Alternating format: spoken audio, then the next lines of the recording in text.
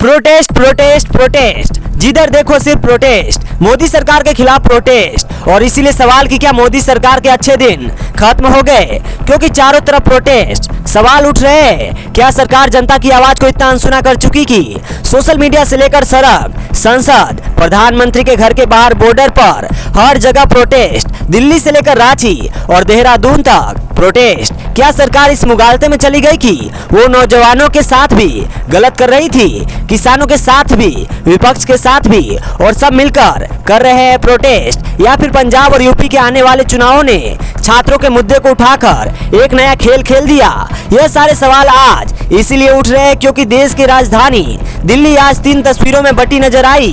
3 तस्वीर, 3 कहानियां, लेकिन एक ही कहानी के 3 कोने।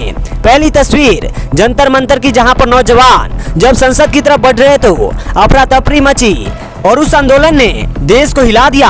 आंसू गैस, लाठियां, उसके बाद तोड़फोड़। पुलिस कह रही है कि हमारे 118 जवान घायल। छात्र कह रहे हैं कि तुमने हमको कस के पीटा है, हिरासत में रख लिया है। शंभू बॉर्डर पर किसान भी आ चुका है।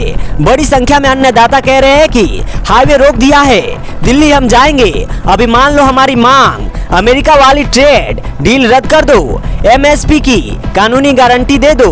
और राहुल गांधी जो अब तक खामोश थे, जो जंतर मंतर नहीं पहुंचे थे, वह सीधे प्रधानमंत्री के घर के बाहर बैठ गए। कह रहे हैं कि नहीं, अब मंत्री का इस्तीफा नहीं चाहिए, सीधे प्रधानमंत्री का इस्तीफा चाहिए। यानी एक दिन में 3 कहानियां आती है सामने। एक छात्रों की जिन्हें पेपर लीक का डर है और जो धर्मेंद्र प्रधान का इस्तीफा चाहते हैं। दूसरा किसान जिसको डर है कि उसकी खेती की डील कर दी जाएगी। और तीसरा राहुल गांधी और विपक्ष जो इन सब के बीच मौका देख रहा है। अपॉर्चुनिटी और अपॉर्चुनिटी जो सरकार ने अपनी चुप्पी से इन सब के सामने खड़ी की। सरकार इन सब के बीच कह रही है कि हमने बैरिकेड सुरक्षा को लगाया है, लेकिन अब लोगों के मन में सवाल आ रहा है कि बैरिकेड भी रोक सकते हैं। सवाल नहीं, और सवाल तो है। सवाल है कि अगर 2-2 बार धर्मेंद्र प्रधान गलत हो गए तो फिर इस्तीफा क्यों नहीं हुआ?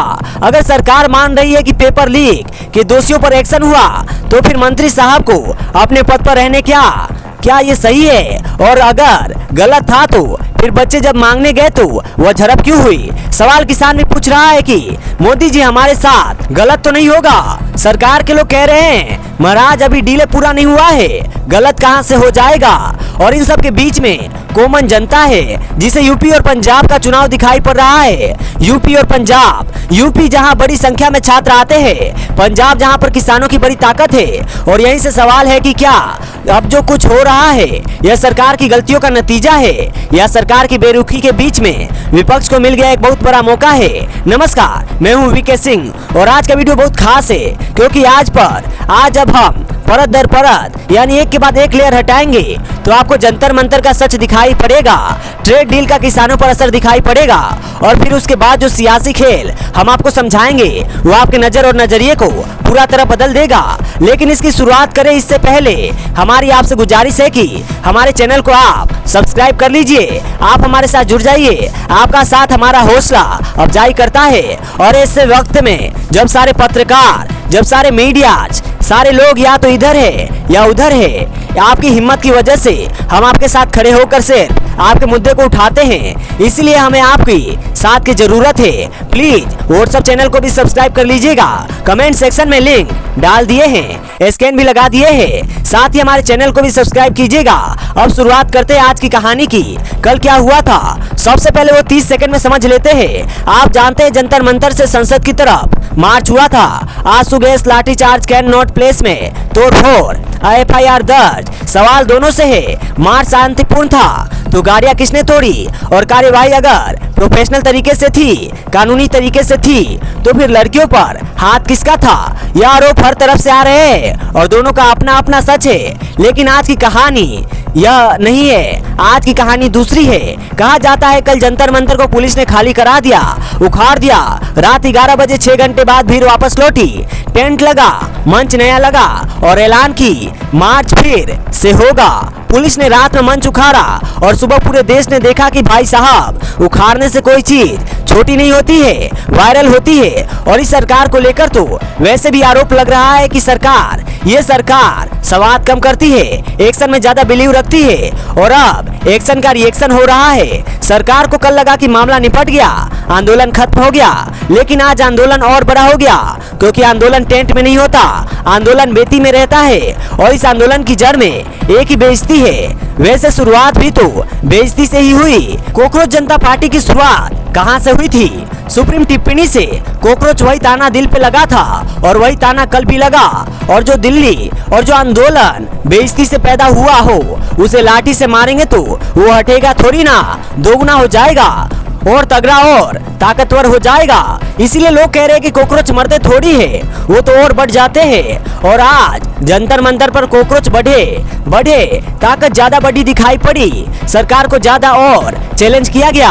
और वैसे भी इस देश को एक कोई नया पैटर्न थोड़ी है, आप पुराना भी देख लीजिए। किसी भी आंदोलन को जिसे रातों रात हटाने की कोशिश की गई, अगली सुबह दुगनी भीड़ मिली। भीड़ को हटाना आसान है, वजह को हटाना मुश्किल है। कल पुलिस ने भीड़ हटाई थी, वजह छोड़ दी गई थी, उसका समाधान नहीं किया गया था और वजह लौट सकती थी अगर मंत्री जी का इस्तीफा हो जाता, लेकिन इस्तीफा नहीं हुआ, लाठी मारी गई, पुलिस भी घायल, यह भी घायल, मामला सुप्रीम कोर्ट तक पहुंच गया। कल तक जो केवल दिल्ली कहानी थी, आज जो देश की कहानी बन गई। मतलब आज रांची में छात्र सड़क पर है, रायपुर में बारिश के बीच प्रदर्शन चल रहा है, बेंगलुरु से लेकर गुवाहाटी, शिलोंग, टेरेंट, हर जगह सपोर्ट की तस्वीरें आ रही है। यानी लाठी दिल्ली में थी, आवाज पूरे देश में गूंजी। यानी सरकार ने कल आंदोलन को दबाने की कोशिश की और आज जो एक मोर्चे पर आंदोलन था वो बढ़ता चला जा रहा है। एक किसान का शंभू बॉर्डर पर, हाँ आपको याद होगा 2020 की तस्वीरें, शंभू बॉर्डर पर हम सब ने देखा था। लेकिन इस बार ट्रैक्टर नहीं है, बसें नहीं है, इस बार डेरा डालने का केवल ऐलान नहीं है, किसान घाट पर महापंचायत होनी है। चौधरी चरण सिंह साहब की समाधि पर जिस किसान के नाम पर घाट बना है, उस घाट तक किसान नहीं पहुंच पा रहा। यानी किसान इस बार लड़ने नहीं, दिखाने आए कि हम भी आ सकते हैं। और उनकी मांग बड़ी क्लियर है, ट्रेड डील जो है अमेरिका से वह रद्द की जाए, एमएसपी की कानूनी गारंटी दी जाए। अब यहाँ पर एक तीखा सवाल जो वो नहीं, वो किसान पूछ रहा है, हम नहीं। सबसे तीखा सवाल तो वो है जो इस डील के बारे में हर किसी को पूछना चाहिए। बताया जा रहा है कि डील के तहत सस्ते अमेरिकी दूध, दही, सोया और कुछ फसलों के आने का रास्ता खुल सकता है, ऐसा बताया जा रहा है। इसीलिए क्योंकि डील अभी फाइनल नहीं हुई है, कागज किसी ने नहीं लिखे हैं और यहीं से भाजपा वाले कह रहे हैं कि इसमें सियासी गंध आ रही है पंजाब चुनाव को लेकर। क्योंकि अब जब कागज नहीं आए हैं तो फिर आंदोलन अभी से क्यों शुरू हो गया? अब इसमें किसानों का जो वर्जन है वो अलग है। वो कह रहे कि भाई साहब, साइन हो चुकी डील के खिलाफ आंदोलन मातम होता है, लड़ाई नहीं। दबाव जो है वो सौदा होने से पहले काम करता है, बाद में नहीं। किसान 2020 में सीख चुका है कि कानून बनने के बाद वापस कराने के लिए 1 साल से ज्यादा सड़क पर बैठना पड़ता है। इसीलिए इस बार शायद वो कानून बनने से पहले ही खड़ा है। वो कहते हैं ना, दूध की जली बिल्ली छाछ भी फूक फूक कर पीती है। इस कहानी में इस तराजू का एक और पलड़ा भी है, क्योंकि एक सवाल शहर का मिडिल क्लास भी पूछ रहा है और इसे भी अनसुना करना बेईमानी है। वो पूछता है कि भैया, खाद की बोरी पर हजारों की सब्सिडी, ऊपर से खेती, कमाई टैक्स फ्री, इतना सब लेकर धरना। अब इन सब के अलग अलग बातें, अलग अलग आरोप है और इन तबके का भी आरोप है। फिर वही सब आरोप यह भी है कि आंदोलन का चेहरा तो 2 एकड़ वाला किसान होता है, पर अगली कतार में 100 एकड़ वाले बैठे होते हैं जो सब्सिडी का फायदा भी सबसे पहले उठाते हैं, खाद का स्टॉक भी पहले दबाते हैं और छोटे किसान को वही खाद बाद में महंगे दामों पर मिलती है। यानी शहर कहता है आंदोलन गरीब किसानों के नाम पर होता है, लेकिन फायदा अमीर किसानों को और हमारी थाली तक कीटनाशक कौन पहुंचा रहा है, वो बहस अलग चल रही है। अब सच क्या है? सच दोनों का थोड़ा थोड़ा है। यह सच है कि सब्सिडी और टैक्स छूट किसानों को मिलती है। यह भी सच है कि देश का 85% से अधिक किसान छोटा है, जिसके लिए वो सब्सिडी अयासी नहीं है, उसके जीने का सहारा है। यह सवाल जायज है कि बड़े किसान आंदोलन की मलाई खा जाते हैं और यह डर भी जायज है कि सस्ता अमेरिकी माल आया तो सबसे पहले वही 2 एकड़ वाला किसान बनेगा, बड़ी गाड़ी वाला नहीं। इसीलिए असली सवाल ना किसान से है, ना मिडिल क्लास से, असली सवाल सरकार से है, इस देश के गवर्नमेंट से है। और सवाल बड़ा सीधा है, अगर डील अच्छी है तो साहब छुपा क्यों रहे हो? अगर डील बुरी है तो कर क्यों रहे हो? कागज दिखा दो, डर अपने आप मर जाएगा। और अगर कागज दिखाने में डर लग रहा है तो फिर डर की वजह कागज में है, क्योंकि जब तक कागज छिपा है तब तक हर तरफ सिर्फ डर बिकेगा और डर से बड़ी कोई मंडी नहीं होती। पर कागज मांगने की लड़ाई अभी मंडी तक पहुंची भी नहीं थी कि तीसरी तस्वीर भी सामने आ गई। वो तस्वीर जिसको देखकर लोगों ने कहा, क्या कांग्रेस ने कॉकरोच जनता पार्टी के आंदोलन को डिकोड कर लिया है? हाँ, राहुल गांधी साहब ने आज कुछ ऐसा किया है जो उनकी राजनीति में कम दिखता है, जिस आंदोलन पर पूरा देश बात कर रहा है। अब तक राहुल गांधी इस आंदोलन में नहीं गए थे। क्यों नहीं गए थे? क्योंकि अभिजीत दीपके राहुल गांधी को नापसंद करते थे। राहुल गांधी के आंदोलनों का उन्होंने खूब मजाक उड़ाया था। अभिजीत का थोड़ा लिंक वो आम आदमी पार्टी से है। कई लोग यहाँ पर है जो आम आदमी पार्टी के क्लोज रहे हैं। ऐसे में राहुल गांधी और कांग्रेस ने इस आंदोलन से अपने आप को दूर रखा था, लंबे समय तक दूर रखा था। देश का सबसे बड़ा विपक्षी नेता देश के सबसे बड़े आंदोलन से दूर था। लेकिन अब खबर बदल गई है। सुबह राहुल गांधी घायलों से मिलते हुए इस मसले पर कि छात्रों के साथ मोदी सरकार ने बर्बरता की, और फिर दोपहर होते होते सीधे प्रधानमंत्री के घर के बाहर धरने पर बैठ जाते हैं, खड़गे के साथ, प्रियंका गांधी के साथ। और अब मांग होती है कि जंतर मंतर पर भले ही शिक्षा मंत्री का इस्तीफा मांगा जा रहा हो, हम प्रधानमंत्री और गृह मंत्री का इस्तीफा मांगते हैं। राहुल गांधी ने स्पष्ट किया है, जंतर मंतर का आंदोलन चलेगा, वो अपनी जगह पर है, लेकिन वो ये आंदोलन रखेंगे। उनको मनाने की कोशिशें चल रही है और आज दिल्ली के अंदर ही दो अलग अलग आंदोलन हो गए। एक दिन में एक मुद्दे पर दो विपक्ष और दो अलग अलग जगह। पहली नजर में लगेगा विपक्ष बिखरा हुआ है, लेकिन जैसा हमने बताया बिखरा नहीं है। सबको अपना अपना देखना है, क्योंकि सरकार ने तो मौका दे दिया है। केजरीवाल कल अपने दोनों बच्चों के साथ 4-5 घंटे आंदोलन में गए थे। केजरीवाल आज मंच तक गए, मतलब साफ है कि कॉकरोच जनता पार्टी का जो आंदोलन है वो उसका आंगन शुरू से आम आदमी पार्टी के घर के करीब था, आसपास था। तो केजरीवाल के लिए जंतर मंतर जाना घर लौटने जैसा है, और कांग्रेस के लिए बेगानी शादी में अब्दुल्ला दीवाना। इसीलिए कांग्रेस परेशान थी, उलझन में थी। लेकिन अब जब आंदोलन देश का बना तो दूर रहो की राजनीति से बाहर आकर कांग्रेस सबके सामने आ गई। हाँ जी, कांग्रेस मंच से दूर थी, लेकिन अब कांग्रेस ने एकदम सीधा मंच पकड़ा है राजनीति के लिए। सीधे पीएम आवास के बाहर वो बैठ गए, और वो चाल चली है जो सदी हुई चाल है। नपा हुआ तुला हुआ आंदोलन के मंच पर मत चढ़ो, आंदोलन का मुद्दा मत उठाओ, लेकिन छात्रों का मुद्दा उठाकर अपना नया मंच लगा दो। वहां पर जहां देश के सारे कैमरे वैसे भी तैनात है पीएम के दरवाजे पर। अब आप खुद समझिए कि अगर राहुल गांधी जंतर मंतर जाते तो वह भी एक और चेहरा होते, एक और चेहरा जो जंतर मंतर पर जा रहा था। लेकिन जब वो पीएम के दरवाजे पर बैठे तो वह अकेली तस्वीर बन गए, और अब भीड़ यहाँ भी बढ़ेगी। मुद्दा वही है जो वह मंच अपना है, तस्वीर सबसे बड़ी और हिसाब एक लाइन का, मेहनत आंदोलन की पसीना छात्रों का, और आज शाम होते होते सबसे बड़ी हेडलाइन कांग्रेस पार्टी की। इसका फायदा दोहरा है, आंदोलन की गर्मी भी मिली और कब्जे का इल्जाम भी नहीं लगा, क्योंकि 2020 का सबक सबको याद है। झंडा लगते ही आंदोलन मुद्दा नहीं रहता, विपक्ष बन जाता है। लेकिन सवाल आम आदमी पार्टी से भी है कि अब उनकी स्ट्रेटेजी क्या होगी? क्या सारा विपक्ष एक साथ आएगा?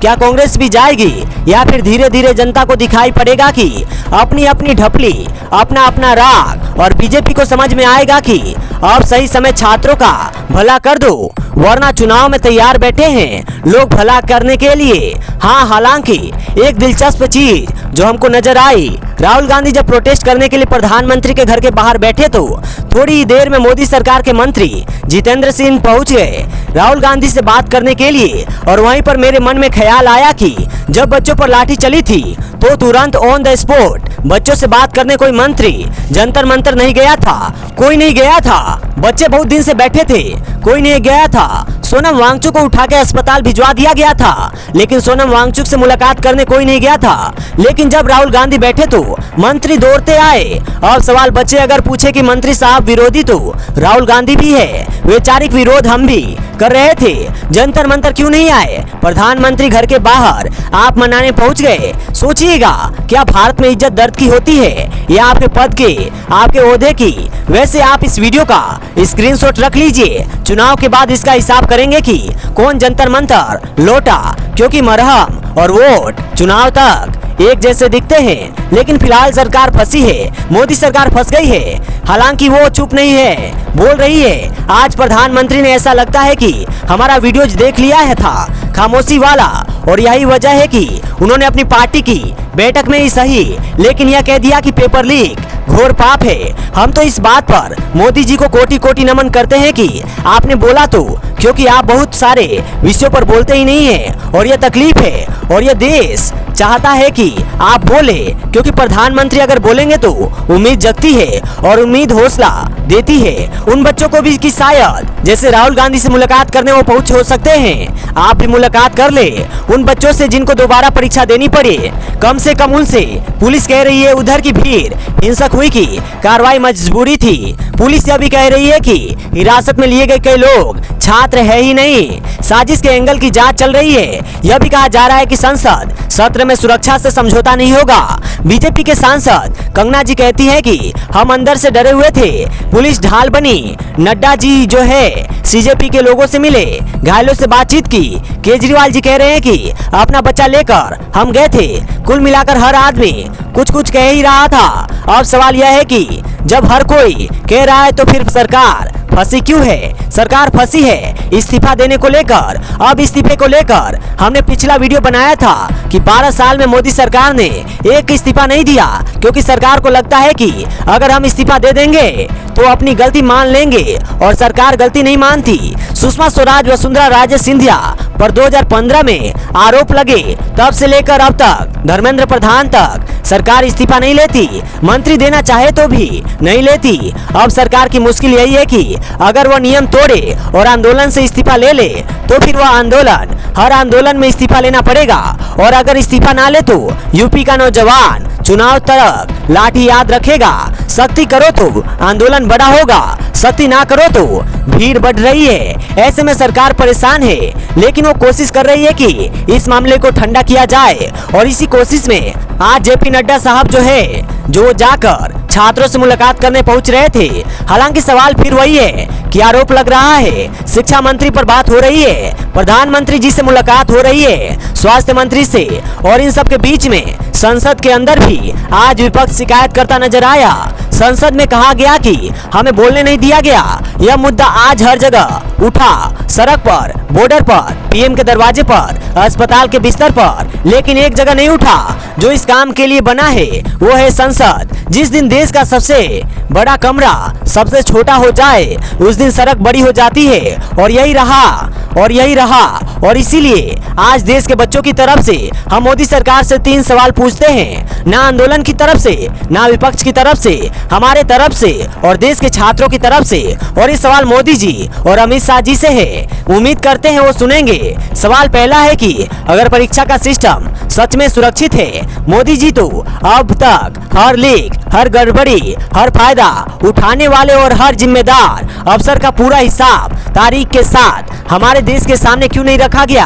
और अगर हिसाब नहीं रखा गया तो आप ही बताइए मोदी जी की कैसे देश का छात्र उस सिस्टम पर दोबारा भरोसा करे? कुछ तो आधार होना चाहिए, यह आप बता दीजिए। दूसरा सवाल जो हमारे प्रधानमंत्री नरेंद्र मोदी जी से है वो यह है कि जवाब मांगने वाले छात्रों पर लाठी 24 घंटे में चल गई, लेकिन जिनकी गलती से पेपर लीक हुआ उन पर कार्रवाई इतनी तेज और इतनी तीव्रता से क्यों नहीं दिखी? सजा की रफ्तार सवाल पूछने वालों के लिए, गलती करने वालों की दूसरी। इसी में एक सवाल और ऐड कर दे रहे हैं, राहुल गांधी प्रोटेस्ट करने आपके घर के बाहर गए तो आपके मंत्री राहुल गांधी जी के पास पहुंच गए, लेकिन छात्र 20-21 दिनों से प्रोटेस्ट कर रहा है। आप सोनम वांगचुक को उठा सकते हैं, आपके मंत्री मिल क्यों नहीं सकते थे?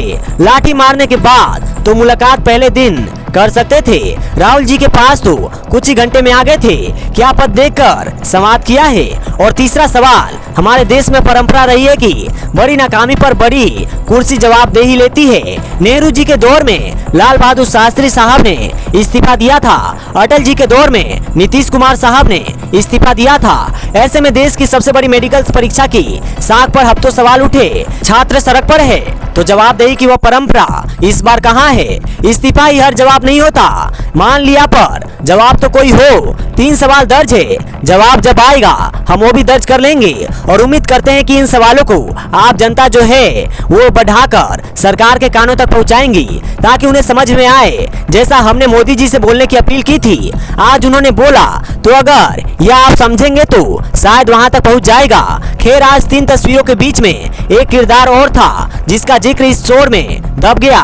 नाम सोनम वांगचुक। सफदरजंग अस्पताल का बिस्तर महीनों का अनशन जो शुरू हुआ था लद्दाख की मांगों के लिए, अब छात्रों के लिए भी जारी है। आज सुबह की मेडिकल रिपोर्ट कहती है कि हालत फिलहाल संभली हुई है, शुगर गिरी हुई है, शरीर में ताकत के जरूरी तत्व कम हो गए हैं, खून की कमी है। डॉक्टर रोज आ रहे हैं, रोज कह रहे हैं ड्रिप लगवा लीजिए और वो रोज मना करते हैं। कल की हिंसा के बाद अपनी पत्नी के हाथ एक पत्र भेजा है, लिखा है छात्रों के साथ जो हुआ उसके विरोध में अनशन जारी रहेगा, लेकिन जंतर मंतर पर नारे हैं, बॉर्डर पर काफिले हैं, पीएम के घर के बाहर धरना है, हंगामा है। और इन सब के बीच में जिस आदमी ने एक्चुअली में लड़ाई सबसे पहले शुरू की, 20-21 दिन सहा, आज उसके बारे में कोई बात नहीं कर रहा, क्योंकि अब बड़े लोग आ गए हैं और बड़े लोगों ने इस मामले को उठा लिया है। सोनम वांगचुक कहीं पीछे छूट गए हैं। सवाल यह भी है कि जिस देश में सुनवाई के लिए भूखा मरना पड़े, वहां संसद के माइक किस प्रकार के ऑन थे। और सोनम वांगचुक के लिए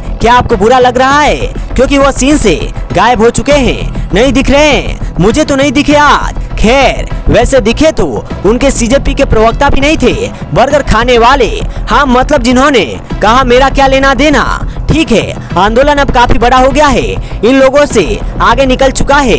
खैर, कुल मिलाकर आते हैं, अब सीजेपी के प्रेसिडेंट कहते हैं मार्च होगा, किसान कहते हैं बॉर्डर से हटेंगे नहीं, कांग्रेस कह रही है कि जब तक आंदोलन तब तक धरना, और सरकार अभी उसके पास सिर्फ 2 रास्ते हैं, फिर से लाठियां दीजिए या बातचीत कर लीजिए। कहा जा रहा है बातचीत टेढ़ी खोली गई है, कल क्या निकलेगा जो आएगा कहानी फिर हम आपको सुनाएंगे। कल की कहानी कल, लेकिन आज की तस्वीर आप याद कर लीजिए। नौजवान सड़क पर, किसान बॉर्डर पर, विपक्ष पीएम के दरवाजे पर और सबसे शांत आवाज अस्पताल के बिस्तर पर। संसद चालू है, सत्र हर साल आएगा, कमरे हर बार खुलेंगे। देखना सिर्फ यह है कि संसद के अंदर कामयाब खुद, क्योंकि यह बात हर सरकार को, हर पार्टी को याद रखनी है। आज दिल्ली में लाठी किसी की भी चली, लेकिन उसकी चोट कल वोट पर जरूर दिखाई पड़ेगी। और उस दिन ना बैरिकेड काम आएंगे, ना आंसू गैस, ना बंद कान। और अब तक और तब तक आपको सिर्फ इतना करना है कि आपको भूलना नहीं है, क्योंकि इस देश में सबसे बड़ी ताकत लाठी नहीं है, याददाश्त है। आज के वीडियो में सिर्फ इतना ही। कैसा लगा आपको यह वीडियो कमेंट सेक्शन में जरूर बताइएगा। जय हिंद, जय भारत।